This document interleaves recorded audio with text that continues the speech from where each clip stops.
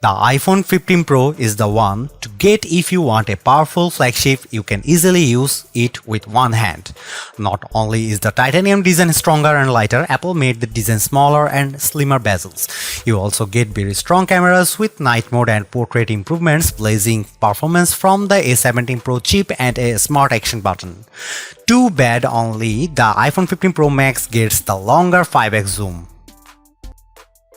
The iPhone 15 Pro looks and feels like a shrunken flagship, and I mean that in a good way. Apple ditched the stainless steel band for a tougher and lighter aluminum, and I immediately felt the difference when I picked up this device. It weighs 6.6 ounces compared to the 7.27 ounces for the iPhone 14 Pro, and Galaxy S23 is still lightest at 5.93 ounces.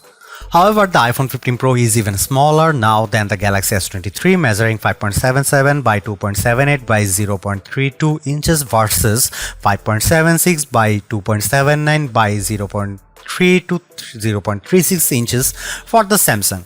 This is thanks to Apple offering its smallest bezels over on an iPhone. It gets better. The iPhone 15 Pro has neo-contoured design, so the edges are rounded instead of sharp and squared off. I found that this makes the new iPhone more comfortable to hold as it doesn't dig into your hands. The iPhone 15 Pro color options aren't exactly thrilling. I tested blue titanium, which pops the most of the bunch, but I really like the natural titanium option for a more minimalist look. The black titanium and white titanium models are kinda meh. Apple has made the jump from the Lightning connector to USB-C, and there's clear benefits for users. For one, you can charge your iPhone, MacBook and iPad all using the same cables. Yes, there's a cable in the box, but no charger as with other recent iPhone. The iPhone 15 Pro supports USB 3 transfers to your MacBook or a storage device at up to 10 Gbps speeds, which is better than the USB 2 speeds offered by the regular iPhone 15 series. Just keep in mind that you will need to buy a separate USB 3 rated cable. Another plus is that you can charge other Apple devices from your iPhone via USB-C. This includes the Apple Watch and the new AirPods Pro 2 with USB-C charging case. I tried this and the new AirPods started charging instantly. It's time to hang up on the mute switch. The iPhone 15 Pro replaces it with a new action button, which by default toggles silent mode on and off with a long press, so you don't lose anything. You can even feel the vibration in your pocket, so you know what mode your phone is in. A short press tells you the current ringer status. Things get a lot more interesting when you dive into the Settings app, where you can assign various shortcuts to the action button using an intuitive interface. You can choose to launch the camera, flashlight, voice recorder, magnifier, and more. Some of the options let you customize actions within an app. For example, I tried launching straight into a selfie with the action button. If you want to get very creative, you can use the Shortcuts app on your iPhone to program very specific actions. You can launch any app you want, start a text with a specific contact, or pick your robot vacuum out of the pool. The only bummer with the action button is that you can assign it only a single action at once. I hope Apple opens things up over time.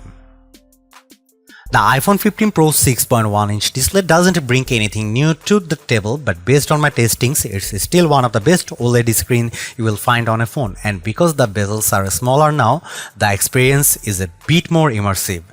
Two other welcome features carry over from the iPhone 14 Pro. The dynamic island comes in handy for live alerts and activities at the top of the screen, whether you want to see the status of your Uber ride, switch Spotify tracks, or check your flight info on the fly. The second feature is the always on display, which lets you check the time, battery status, and notifications without having to unlock your phone. When watching the trailer for The Marvels, Brie Larson's red, blue and gold outfit popped against an electrified sky, and because this is a 120Hz panel, you will enjoy smooth scrolling and gameplay in supported titles. The iPhone 15 Pro's display is rated for 1600 nits of peak brightness and 2000 nits in direct sunlight. In our testing, we saw 1550 nits when showing HDR content, which is considerably brighter than the Galaxy S23's 1340 nits.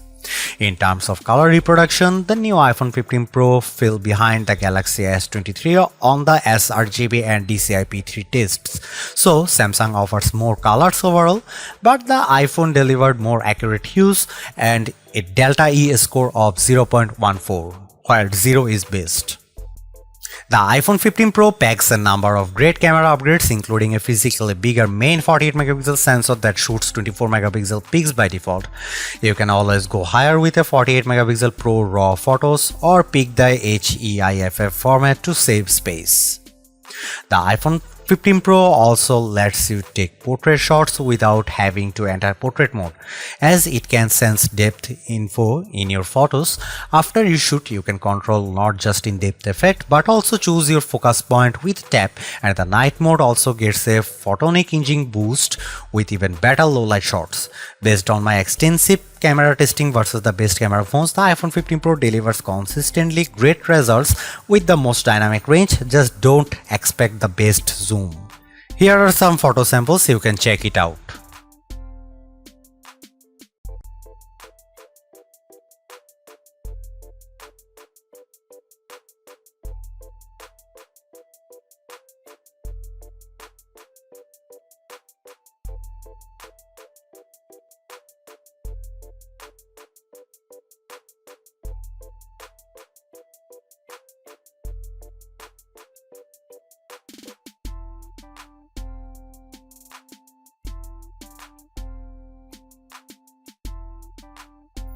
It probably won't surprise you to hear that the iPhone 15 Pro is fast thanks to its A17 Pro chip, but it's more about this processor enables than its benchmark scores. As the world's first 3nm chip, the A17 Pro promises 10% better CPU performance, up to 2x faster performance in machine learning tasks, and up to 20% faster graphic speed into its 6-core GPU. This GPU also supports ray tracing, which delivers console-like lighting and reflections in games, something I tried in Diablo Immortal. I got completely sucked in this title as I followed enemy footsteps to battle over a dozen enemies on screen at once. The action never slowed down, and everything from the moonlight reflecting off puddles on the ground to the electric charges coming from my fist over. Apple is also working with game developers to bring AAA titles to the iPhone, including Capcom's Resident Evil Village. I was appropriately horrified as zombies kept trying to bite my arm and I tried to fend them off with a gun, knife, and then just running. The touch controls were quite dizzying, so you might want to pick up a dedicated gaming controller that snaps onto your iPhone if you are serious about gaming.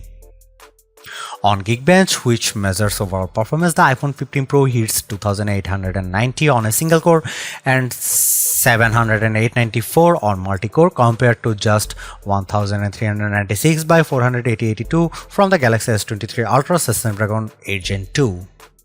Apple has also beaten Samsung on graphic performance, though it's not a huge margin. The iPhone 15 Pro notched 94.3 frames per second on 3D Mark Wildlife Unlimited versus 87 FPS for the Galaxy S23 Ultra. The iPhone 15 Pro's result was 20 frames higher than the iPhone 14 Pro. Bottom line, right now the iPhone 15 Pro is the best gaming phone along with the iPhone 15 Pro Max. The iPhone 15 Pro's endurance is better than the iPhone 14 Pro, but it's not enough to make our list of best phone battery life. On our battery test, which involves continuous web surfing at 150 nits of screen brightness, the iPhone 15 Pro lasted 10 hours and 53 minutes. That's 40 minutes longer than the iPhone 14 Pro and nearly 2 hours longer than the Pixel 7 Pro. We consider 11 hours or more to be excellent. By comparison, the Galaxy S23 lasted 10 hours and 27 minutes with its display in adaptive mode and a longer 11 hours and 20 minutes in 60Hz mode. The iPhone 15 Pro doesn't let you adjust the refresh rate, it's dynamic. For more info, check out our iPhone 15 battery life report, so see how long all four models last versus the competition. In terms of charging, we saw an even better rate than the claimed 50% capacity in 30 minutes from Apple. Using a 20-watt adapter and USBC, a drained iPhone 15 Pro reached the 57 mark in a half hour. Still, other Android phones like the OnePlus 11 offer even faster charging. The iPhone 15 Pro runs iOS 17 out of the box, and there's a few standout features for me. One is name drop, which lets you share your contact info with just a tap to another compatible iPhone or Apple Watch. It's like magic. I also like standby mode, which turns your iPhone into a mini alarm clock when docked via MagSafe or just turned on its side when being charged via USB-C. I tried this on a built-in dock and it worked well, but the magnetic connection wasn't strong enough. Other highlights include live voicemail for getting real-time transcriptions of incoming calls, so you can decide if it's worthwhile picking up. If you are on the fence between the iPhone 15 Pro and 15 Pro Max, it's not an easy call. I personally prefer the iPhone 15 Pro Max because you get a bigger display and 3 hours of extra battery life, plus only the Pro Max has a 5x telephoto zoom. However, the iPhone 15 Pro has a more compact design and some people simply prefer a small phone.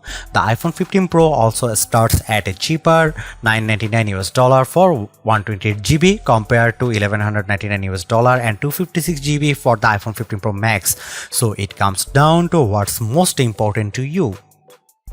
The iPhone 15 Pro is a stellar flagship phone for the price, offering the fastest performance around, a lighter and a more compact titanium design, and an action button that's easy to customize. I just wish the action button could do more than one thing at a time. The cameras also perform very well with welcome portrait mode, enhancement, and even better low-light peaks. However, I wish Apple could find a way to squeeze the same 5x optical zoom from the iPhone 15 Pro Max into the iPhone 15 Pro, and competing Android flagships offer double the digital zoom range. If it were my money, I would splurge for the iPhone 15 Pro Max, but the iPhone 15 Pro is a sleek powerhouse for those who prefer a mini Pro. Thanks for watching. See you in the next one.